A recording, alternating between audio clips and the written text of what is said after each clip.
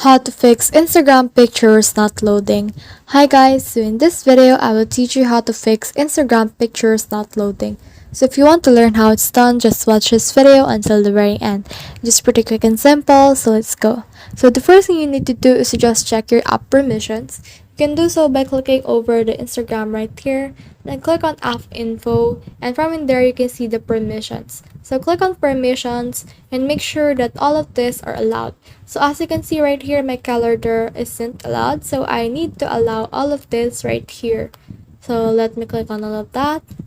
Now as you can see, it has now been allowed. So the next thing you can do is to just uninstall Instagram. You can do so by holding over Instagram right here and clicking on this uninstall button, and you should be able to uninstall it.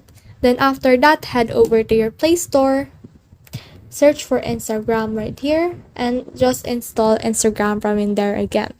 So the next thing you can do is to just download an older version of Instagram. You can do so by heading over to your browser and then searching for Instagram old version APK.